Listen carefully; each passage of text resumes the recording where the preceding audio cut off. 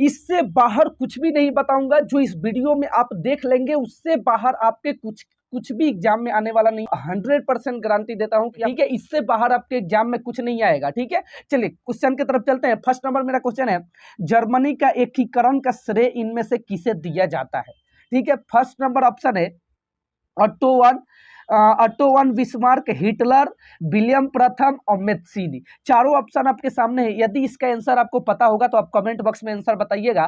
चलिए, चारों ऑप्शन में इसका सही आंसर क्या हो जाएगा बताने की कोशिश करें। कमेंट बॉक्स में कमेंट करें कि इसका सही आंसर क्या हो जाएगा। जर्मनी का एकीकरण का श्रेय इनमें से किसे दिया जाता है? तो याद रखिएगा ऑटो वन बिस्मार्क को। ऑटो वन बिस्मार्क को क नंबर ऑप्शन इसका सही हो जाएगा। ठीक है, ऑटो वन बिस्मार्क को याद रखिएगा। जर्मनी का एकीकरण का श्रेय ऑटो वन बिस्मार्क को दिया जाता है। सारे क्वेश्चन को आपको 100% याद कर लेना है, इससे बाहर आपके एग्जाम में कुछ नहीं आएगा। ठीक है, चलिए सेकेंड नंबर क्वेश्चन है, राष्ट्रवाद का प्रारंभ जिस देश से हुआ वह है। यानी कहने का मतलब कि राष्ट्रवाद का प्रारंभ किस देश से हुआ था? जर्मनी से कि इंग्लैंड से कि इटली से कि यहाँ पर भी इटली है। ठीक है, दोनों में इटली इटली लिखा गया है। ठीक है, सॉरी, जर्मनी से, इंग्लैंड से, तो इसमें चारों ऑप्शन बताए, या इटली से। तो यहाँ पे इसका ऑप्शन बदल दे रहा हूँ। यहाँ पे आप कर देता हूँ, यहाँ पे मैं फ्रांस लिख देता हूँ। ठीक है, फ्रांस होगा यहाँ पे, सॉरी इटली लिख दिए थे, फ्रांस यहाँ पे होगा। ठीक है, जर्मनी से कि इंग्लैंड से कि इटली से कि फ्रांस से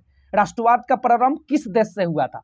तो वह देश कौन सा है जिस देश से राष्ट्रवाद का उदय हुआ था? वो जर्मनी है कि इंग्लैंड है कि फ्रांस है कि इटली है? तो फ्रांस है, याद रखिएगा। ठीक है, फ्रांस है। फ्रांस से राष्ट्रवाद का उदय हुआ था, प्रारंभ हुआ था। ठीक है, चलिए थर्ड नंबर क्वेश्चन है, नेपोलियन की पराजय कब हुई? नेपोलियन की पराजय कब हुई, यानी हार कब गए नेपोलियन? ठीक है, चलिए 1814 में कि 1816 में कि 1815 में कि 1817 में? सही आंसर क्या हो जाएगा बताने की कोशिश करें। चारों ऑप्शन आपके सामने है, कमेंट बॉक्स में बताइए सही आंसर क्या हो जाएगा। ठीक है, चलिए तो इसका सही आंसर हो जाएगा, यहाँ पे कमेंट बॉक्स में आंसर बताइए। तो इसका सही आंसर हो जाएगा 1815, यानी ख नंबर ऑप्शन सही हो जाएगा। 1815 में नेपोलियन की पराजय हो गई थी। ठीक है, चलिए नेक्स्ट क्वेश्चन की तरफ चलते हैं। 4 नंबर क्वेश्चन है, सविनय अवज्ञा आंदोलन कब चलाया गया? सविनय अवज्ञा आंदोलन कब चलाया गया? 1920 में, 1930 में, 1927 में कि 1935 में? सही आंसर क्या हो जाएगा बताने की कोशिश करें। चारों ऑप्शन आपके सामने है, कमेंट बॉक्स में जल्दी से कमेंट कीजिए, इसका सही आंसर क्या हो जाएगा। सविनय अवज्ञा आंदोलन कब चलाया गया? सही आंसर बताने की कोशिश करें, इसका सही आंसर क्या हो जाएगा। ठीक है, चलिए तो इसका सही आंसर हो जाएगा, मैं बता दूं कि 1930 में सविनय अवज्ञा आंदोलन चलाया गया था। 1930 में, याद रखिएगा, ग नंबर ऑप्शन सही हो जाएगा। चलिए 5 नंबर क्वेश्चन है, महात्मा गांधी दक्षिण अफ्रीका से वापस कब लौटे? महात्मा गांधी दक्षिण अफ्रीका से वापस कब लौटे? 1914 में कि 1915 में कि 1918 में कि 1919 में? सही आंसर बताने की कोशिश करें, इसका सही आंसर क्या हो जाएगा। महात्मा गांधी दक्षिण अफ्रीका से वापस कब लौटे? सही आंसर बताने की कोशिश करिए कमेंट बॉक्स में, इसका सही आंसर क्या हो जाएगा। तो 1915 इसका सही आंसर हो जाएगा, 1915 में, याद रखिएगा 1915 में। ठीक है, चलिए नेक्स्ट क्वेश्चन की तरफ चलते हैं। नेक्स्ट क्वेश्चन है, चौरी चौरा कांड किस वर्ष घटित हुआ? चौरी चौरा कांड किस वर्ष घटित हुआ? 1920 में कि 1921 में कि 1922 में कि 1925 में? सही आंसर बताने की कोशिश करें तो इसका सही आंसर क्या हो जाएगा। ठीक है, चलिए कमेंट बॉक्स में जल्दी बताइए इसका सही आंसर क्या हो जाएगा। तो मैं बता दूं 1922 ईस्वी, याद रखिएगा 1922 ईस्वी में चौरी चौरा कांड हुआ था। ठीक है, 1922 ईस्वी में, याद कर लो सारे क्वेश्चन को, इससे बाहर कुछ नहीं आएगा। ठीक है, 7 नंबर क्वेश्चन है, महामंदी का प्रारंभ किस वर्ष हुआ? महामंदी का प्रारंभ किस वर्ष हुआ? 1919 से कि 1924 से कि 1929 से कि 1934 से? यानी महामंदी का प्रारंभ कब हुआ? ठीक है, जल्दी से इसका कमेंट बॉक्स में बताइए, इसका सही आंसर क्या हो जाएगा। ठीक है, और महामंदी का चलिए चारों ऑप्शन आपके सामने है, इसका सही आंसर बताइए क्या हो जाएगा इसका सही आंसर। तो मैं इसका सही आंसर आपको बता दूं, महामंदी का प्रारंभ किस वर्ष से हुआ? इसका सही आंसर हो जाएगा 1929 ईस्वी से। महामंदी का प्रारंभ कब से हुआ? 1929 ईस्वी से, याद रखिएगा 1929 ईस्वी। नेक्स्ट क्वेश्चन है, संयुक्त राष्ट्र संघ का मुख्यालय कहाँ है? वाशिंगटन, न्यूयॉर्क, जिनेवा या ऑस्ट्रेलिया। चारों ऑप्शन आपके सामने है, सही आंसर बताइए। वाशिंगटन की, जिनेवा की, न्यूयॉर्क की, ऑस्ट्रेलिया। सही आंसर बताने की कोशिश करें तो मैं आपको बता दूं इसका सही आंसर हो जाएगा न्यूयॉर्क। संयुक्त राष्ट्र संघ का मुख्यालय कहाँ है? न्यूयॉर्क। ठीक है, न्यूयॉर्क यानी अमेरिका। ठीक है, चलिए तो ग नंबर ऑप्शन सही हो जाएगा। चलिए नेक्स्ट क्वेश्चन है, प्रथम विश्व युद्ध का प्रारंभ कब हुआ था? प्रथम विश्व युद्ध का प्रारंभ कब हुआ था? तो 1914 में कि 1919 में कि 1939 में कि 1942 में? प्रथम विश्व युद्ध का प्रारंभ कब हुआ? सही आंसर बताने की कोशिश करें, चारों ऑप्शन आपके सामने है। तो इसका सही आंसर हो जाएगा 1914 ईस्वी, यानी क नंबर ऑप्शन सही हो जाएगा। कब हुआ था? तो 1914 ईस्वी में प्रथम विश्व युद्ध का प्रारंभ यानी शुरू कब हुआ था? तो 1914 ईस्वी में। चलिए नेक्स्ट क्वेश्चन है कि 10 नंबर, पंजाब में भूमि निम्नीकरण का मुख्य कारण क्या है? पंजाब में भूमि निम्नीकरण का मुख्य कारण क्या है? गहन खेती, वनोन्मूलन की अधिक सिंचाई की अधिक पशुचारण। चारों ऑप्शन आपके सामने है, सही आंसर बताने की कोशिश करें। पंजाब में भूमि निम्नीकरण का क्या कारण है? तो अधिक सिंचाई, यानी ग नंबर ऑप्शन सही हो जाएगा, अधिक सिंचाई। याद रखिएगा, पंजाब में भूमि निम्नीकरण का मुख्य कारण है अधिक सिंचाई। ठीक है, चलिए सारे क्वेश्चन को आपको याद कर लेना है ढंग से। चलिए नेक्स्ट क्वेश्चन है, कपास की खेती के लिए कौन सा मृदा उपयुक्त है? मृदा का मतलब मिट्टी होता है। ठीक है, यानी कपास की खेती के लिए कौन सा मिट्टी उपयुक्त है? काली मिट्टी यानी जलोढ़ मृदा, की लाल मृदा, की लेटराइट मृदा। मृदा का मतलब मिट्टी। ठीक है, काली मिट्टी, जलोढ़ मिट्टी, ठीक है, या लाल मिट्टी या लेटराइट मिट्टी। सही आंसर बताने की कोशिश करें, कौन सा मिट्टी उपयुक्त है कपास की खेती के लिए? चारों ऑप्शन आपके सामने है, इसका सही आंसर बताने की कोशिश करें, इसका सही आंसर क्या हो जाएगा? तो याद रखिएगा, काली मिट्टी यानी काली मृदा, कपास की खेती के लिए काली मिट्टी उपयुक्त है, यानी काली मृदा। मृदा का मतलब होता है मिट्टी। ठीक है, तो काली मृदा उपयुक्त है कपास की खेती के लिए। ठीक है, चलिए नेक्स्ट क्वेश्चन की तरफ चलते हैं और नेक्स्ट क्वेश्चन देखते हैं। नेक्स्ट क्वेश्चन आपको बताने की कोशिश करते हैं। यदि मेरे चैनल पे नए हैं, चैनल को सब्सक्राइब नहीं किया है तो प्लीज अभी सब्सक्राइब कर ले, ताकि लेटेस्ट नोटिफिकेशन सबसे पहले सभी वीडियो का आप तक पहुंचे। ठीक है, चलिए 12 नंबर यहाँ पे क्वेश्चन है, निम्न में से कौन अनैनीय संसाधन है? अनैवीय संसाधन, अजैवीय संसाधन। निम्न में कौन अजैवीय संसाधन है? चट्टाने या पौधे या पशु या मछलियां। सही आंसर बताने की कोशिश करें, इसका सही आंसर क्या हो जाएगा? चट्टाने, पौधे, पशु या मछलियां।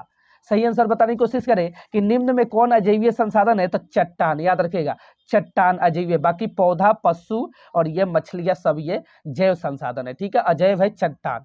चलिए चिपको आंदोलन संबंधित है। चिपको आंदोलन किससे संबंधित है? तो चिपको आंदोलन किससे संबंधित है? तो पौधे के यहाँ पे वन संरक्षण के लिए किया गया था। चिपको आंदोलन की शुरुआत वन संरक्षण के लिए किया गया था। ठीक है, ताकि पौधे सुरक्षित रहे, वन का संरक्षण किया जा सके। ठीक है, तो चिपको आंदोलन का संबंध किससे है? तो सही आंसर बताइए, मृदा से या जल से या वन संरक्षण से या वायु संरक्षण से? तो याद रखिएगा, पेड़ से इसका संबंध था। पेड़ पौधे से इसका संबंध था, यानी पेड़ पौधे किसमें? यानी वन से हो जाएगा इसका सही आंसर। वन से। पेड़ पौधे किसमें होते हैं? वन में होते हैं, तो वन से, यानी वन संरक्षण के लिए चिपको आंदोलन का शुरुआत की गई थी। यानी चिपको आंदोलन किससे संबंधित है? वन से संबंधित है, यानी ऑप्शन ख इसका सही आंसर हो जाएगा। ठीक है, चलिए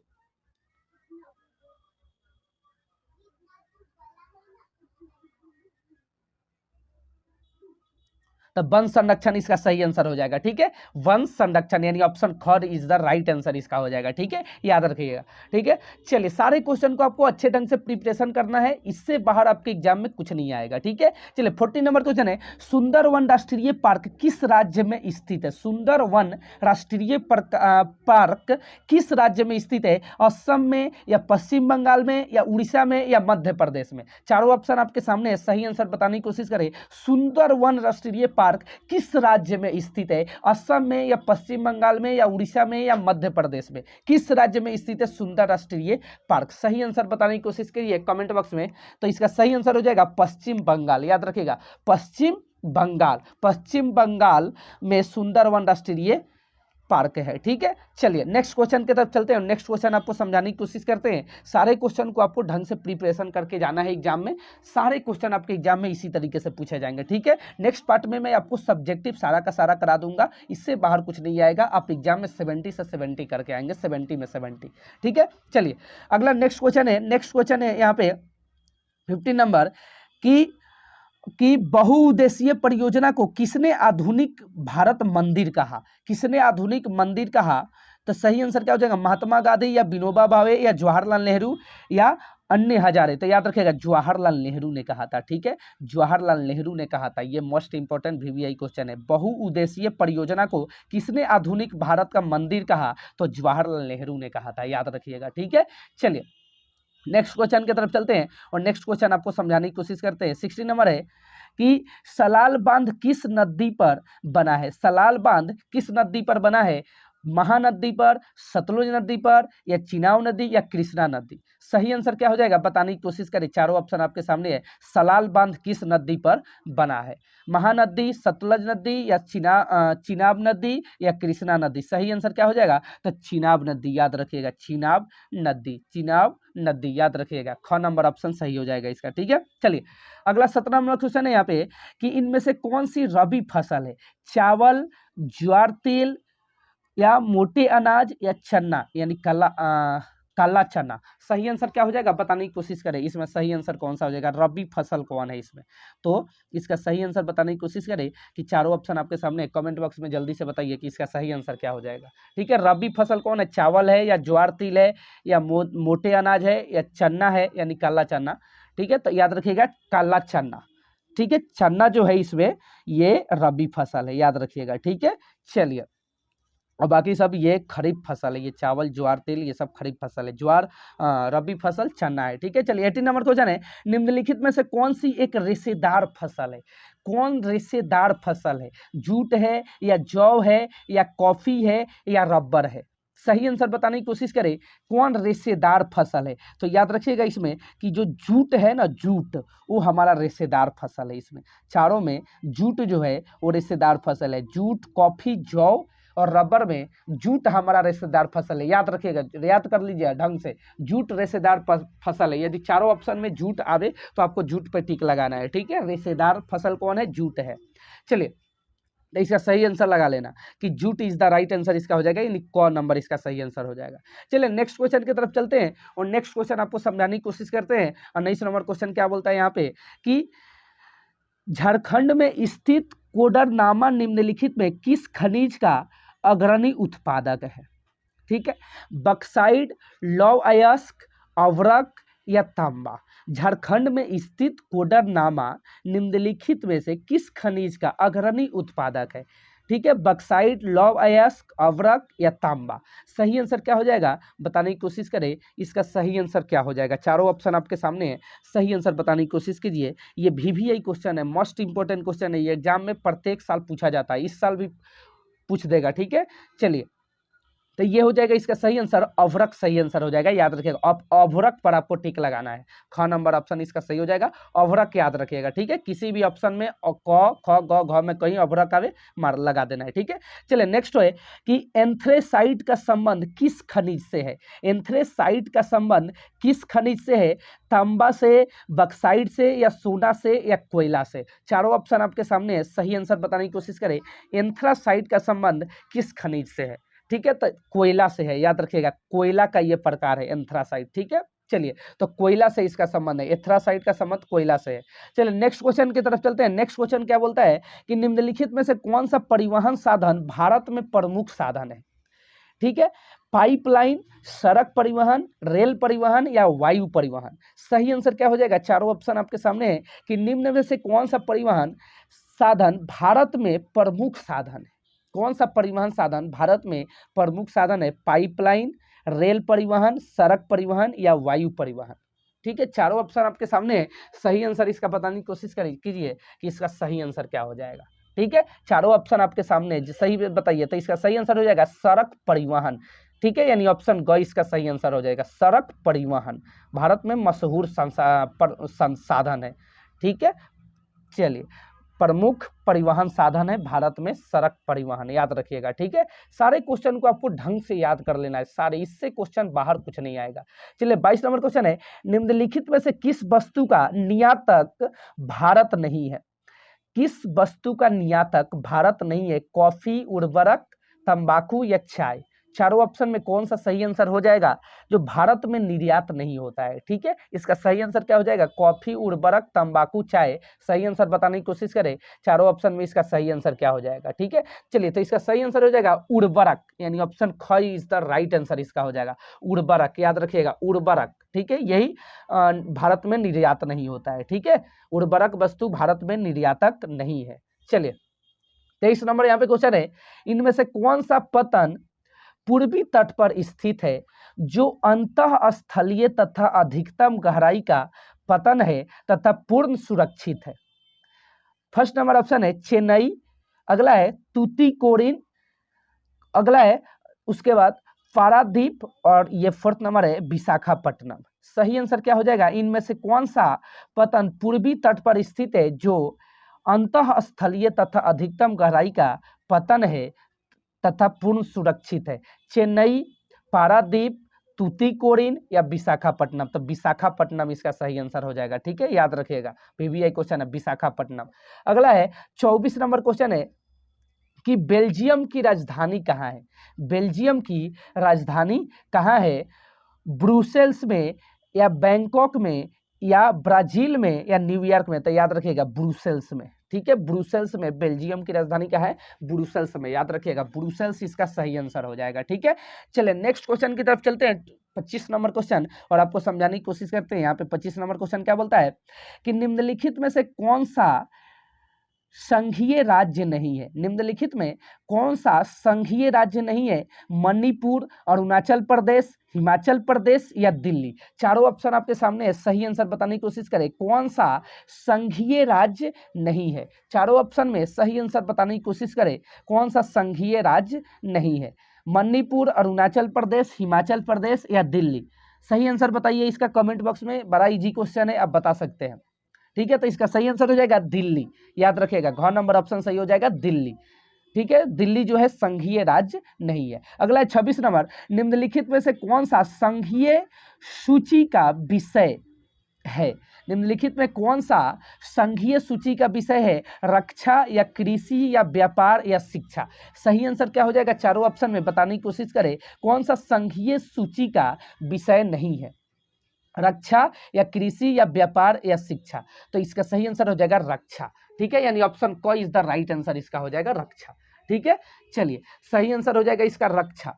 चलो 27 नंबर क्वेश्चन है, निम्नलिखित में से किस राज्य की प्रति व्यक्ति सर्वाधिक है? निम्न में से किस राज्य की प्रति व्यक्ति सर्वाधिक है?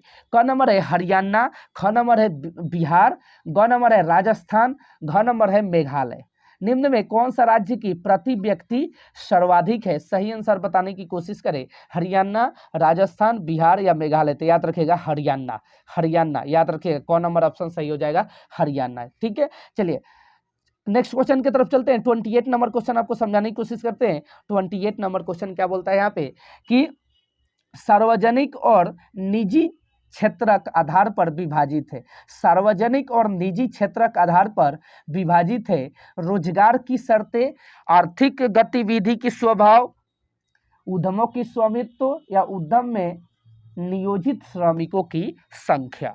सही आंसर बताने की कोशिश करें तो इसका सही आंसर हो जाएगा उद्यमों के स्वामित्व। याद रखिएगा उद्यमों के स्वामित्व, ऑप्शन ग इसका सही हो जाएगा। ठीक है, सार्वजनिक और निजी क्षेत्रक के आधार पर विभाजित है, तो ऑप्शन ग इसका सही आंसर हो जाएगा। ठीक है, चलिए नेक्स्ट क्वेश्चन है, विश्व व्यापार संगठन की स्थापना कब हुई थी? 29 नंबर क्वेश्चन है, विश्व व्यापार संगठन की स्थापना कब हुई थी? 1 जनवरी 1993 ईस्वी में, 1 जनवरी 1995 ईस्वी में, 1 जनवरी 1990 ईस्वी में कि 1 जनवरी 1985 ईस्वी में? विश्व व्यापार संगठन की स्थापना कब हुई थी? चारों ऑप्शन आपके सामने है, सही आंसर बताने की कोशिश करें। विश्व व्यापार संगठन की स्थापना कब हुई? चारों ऑप्शन आपके सामने है, सही आंसर बताने की कोशिश करें, इसका सही आंसर क्या हो जाएगा? ठीक है, चलिए तो इसका सही आंसर हो जाएगा 1 जनवरी 1995 में। विश्व व्यापार संगठन की स्थापना कब हुई थी? 1 जनवरी 1995 ईस्वी में। ठीक है, चलिए अगला क्वेश्चन है, भारत में उपभोक्ता संरक्षण अधिनियम कब पारित किया गया? सही आंसर बताने की कोशिश करें। भारत में उपभोक्ता संरक्षण का अधिनियम कब पारित किया गया? 1982 ईस्वी में, 1984 ईस्वी में, 1985 ईस्वी में कि 1986 ईस्वी में? भारत में उपभोक्ता संरक्षण अधिनियम कब पारित किया गया? सही आंसर बताने की कोशिश करें। चारों ऑप्शन में आपका सही आंसर हो जाएगा 1986 ईस्वी में, यानी घ नंबर ऑप्शन सही हो जाएगा। ठीक है, चलिए मिलते हैं नेक्स्ट वीडियो में। यहाँ तक आपका ऑब्जेक्टिव कंप्लीट करा दिया, सेकंड पार्ट में आपके लिए लेकर आऊंगा मैं सब्जेक्टिव क्वेश्चन इसी का। ठीक है, इतना ऑब्जेक्टिव करा दिया, आपको रट के जाना है, सीधे से आपके एग्जाम में सारा का सारा क्वेश्चन पूछ दिया जाएगा। और नेक्स्ट वीडियो के लिए आप वेट करेंगे, तब तक मेरे चैनल को सब्सक्राइब कर लीजिए ताकि वीडियो का नोटिफिकेशन सबसे पहले आप तक पहुंचे।